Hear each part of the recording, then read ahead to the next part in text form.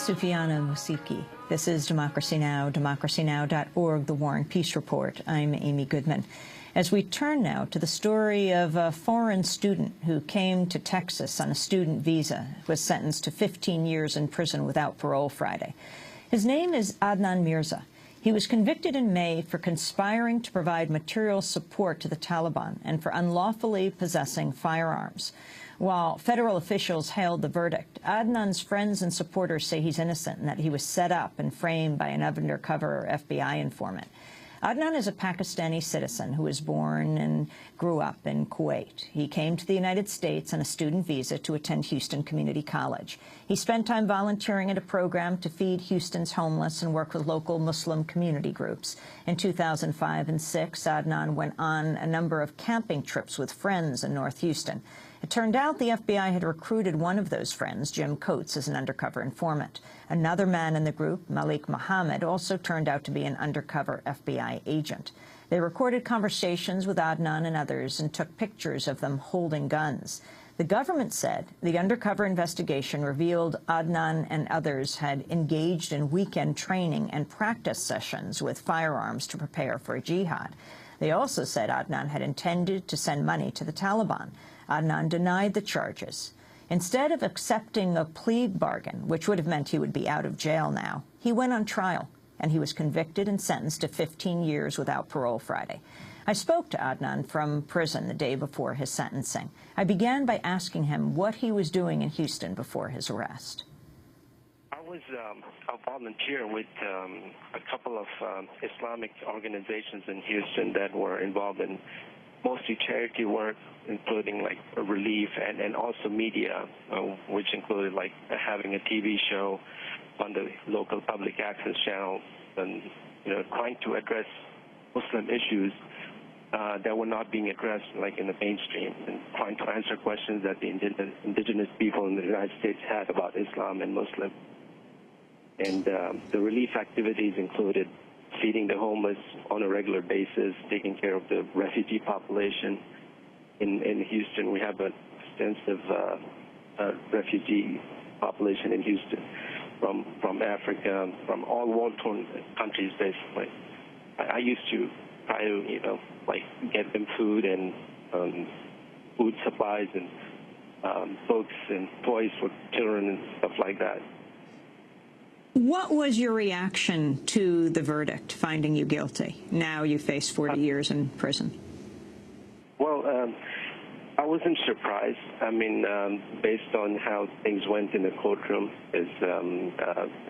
like my counsel, he did not put up a good defense. We were not. I did not spend a whole bunch of time with my counsel. And I didn't expect him to know anything about the case when he didn't speak to me about it. So it wasn't unexpected. But I still have the appeals process, and hopefully that will come through for me. Adnan, take us through your arrest. What happened? Well, right now I do have the benefit of hindsight. So what initiated the investigation was a regular traffic stop in Big Bend State Park, where the confidential informant and my co-defendant, Mr. Williams, were stopped by the park ranger for speeding. And the park ranger basically flagged the Border Patrol to check their vehicle out when they left the park. And when they went through the Border Patrol checkpoint, they contacted the FBI, and the FBI basically detained them for a few hours and questioned them and let them go back to Houston. Once they were in Houston, both the co-defendant and the confidential informant, they were again approached by a different unit of the FBI, but their response was different. The confidential informant was, very open to their questioning, but my co-defendant was reluctant, so he decided to talk to them only in the presence of an attorney. And who was that co-defendant? Mr. Williams. And his attorney apparently now he's working with the government as the anti-terrorist spy lawyer in D.C., Mr. Hamdani. And he was supposed, back then he was working on behalf of the ACLU, and he represented Mr. Williams with the FBI. And after our case, he was offered a job with the government, and now that's what he's doing in D.C.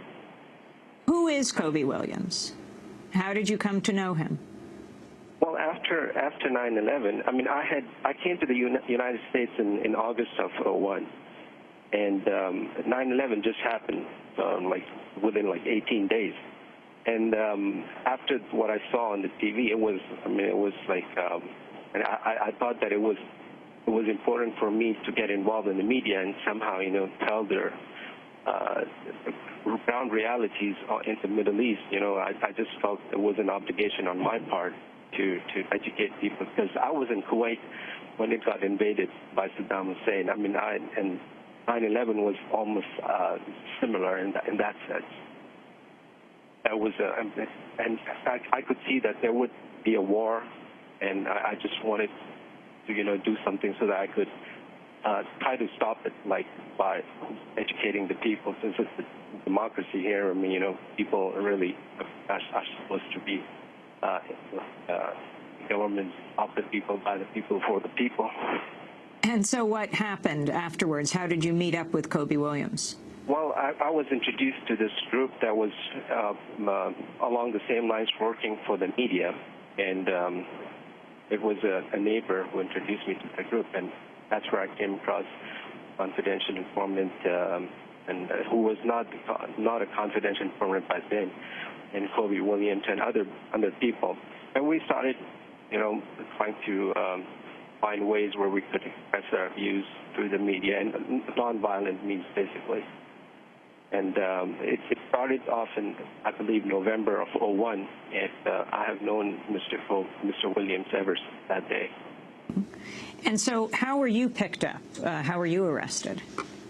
Well, with my experience with Mr. Williams, and I just knew that he was a very, a person who had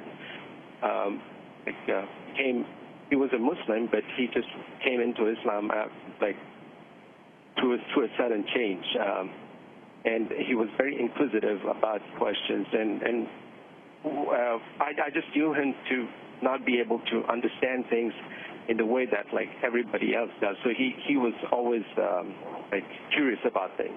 So when he was after his encounter with the FBI, his views changed about the United States. He wanted to leave the country just to get out of here. He just, and I tried to stop him. I said, well, I have come from the Middle East, and it's not like what you think it is over there. You're talking now about Kobe Williams? Right, right. So, but the confidential informant by then was trying to instigate Mr. Williams into saying that, well, you should try to, get out of here and go to Iraq and Afghanistan. And my whole thing was to try to stop Mr. Williams. But it seemed to me that, that Mr. Williams could not do anything by himself. It was just like he was very impulsive and reactionary, and that if I was able to stall him for a while, he would change his mind. And that's how I got into the thing. Everybody around us tried to counsel Mr. Kobe and telling him, this is now how things are, but he was just very rigid about his views, that he wanted to leave the United States. And the confidential informant was Jim Coates? Right, right. And who was Jim Coates? How did you understand him as a part of your group? Well, when I joined the group, Mr. Jim Coates and Mr. Williams were already working with that group. And Mr. Jim Coates back then was very articulate, and he was basically spokesman for the Muslim community. That's how I understood. And him and I were involved in training the law enforcement in Houston, like HPD and even Department of Justice, on sensitivity training programs. So I knew him and his ex-wife through those programs. You worked with the Houston Police Department sensitivity training? Yes, yes. I was me, myself, Mr. Jim Coates, his wife, and we conducted the class together. I usually did the technical aspects, but sometimes I was also involved in the classes. I was always present. So we don't have much time. Talk about what you were charged with, what you were convicted of. I was charged with conspiracy to provide materials to terrorists, which is, in this case, is the Taliban. And the amount that is alleged that I have sent is like about $350. And the other charges were like firearms related, and it's a conspiracy to possess firearms by an illegal alien. Who did you send the money to? We sent the money to a hospital which cared for the widows and orphans in a part of Pakistan. So are you denying you sent it to Taliban fighters? Yeah, definitely. I do not agree with that with the Taliban or Al-Qaeda, because I know they've been created by the Pakistani government during the 80s to fight the Russians and stuff. So I mean, to me, to support somebody like that is just, I don't believe in that concept at all. And the issue of firearms, the issue of the illegality of a student like you on a visa here, a student visa, not being allowed to have a firearm, what was your response to that? Well, I had a hunting permit, and I took an hunting education class. Under the statute, I can possess a firearm. And basically, before I came to the United States, I had never possessed a firearm. In fact, it was only after the Big Ben encounter that the confidential informant invited me to his home and said, well, I want to do some hunting really bad, and would you like to do it with me? I said, well, I have to first check whether or not I can do it. And then I went through the process of getting a hunting education class. It was like a 3-month process. That's when I first possessed a firearm. It was under the Texas government program. And after it was confirmed that I could, that's when I really went ahead and started target practicing, just so that I could go hunting with him. And yet you were convicted of possessing a firearm illegally? Yes. Yes. On what grounds? Well, they are saying that, I was illegal and my status was violated. First, they said it was violated because my student visa had expired, but then it was determined that, when you come on a student visa, you come here on a duration of status, which is maintained as long as you are in school. So I was never outside of school. I've always been an honors list or Dean's list student. And I was always, that was my valid status. But then they said, well, you were receiving money. I said, well, my sponsor, and it's like my sponsor was giving me money, but he was giving it through a check. Adnan Mirza, I'm just afraid it's going to cut off. I want to ask, you could have pled out here and faced how many years in jail? Yet you went to trial, and I want to ask why. Well, I still believe that my story should come out because the main crux of the matter is that Mr. Williams, as per my understanding, has an intellectual disability. I think he should be diagnosed with either Asperger's syndrome or high-functioning autism. But nobody wanted to point that out. And the government informant and the agents who were working with the government knew that Mr. Williams is intellectually disabled, but they still targeted me. And I, being a person who, I've always been raised as to take care of people who are in need and disabled, and I just tried to protect people. If you had accepted a plea bargain, how many years would you have served in jail? Maximum of 5 years. I would have been out by now. And you have 1 more minute for your call. In this last minute, what would you like to say? Why did you go to trial facing 40 years if you could have been out by now? Because I want the truth to come out. I want the people to know that, I first of all, that true practicing Muslims do not believe in supporting any violent cause, which is... Adnan Mirza was speaking to us from jail the day before his sentencing. He was sentenced to 15 years in prison without parole for conspiring to provide material support to the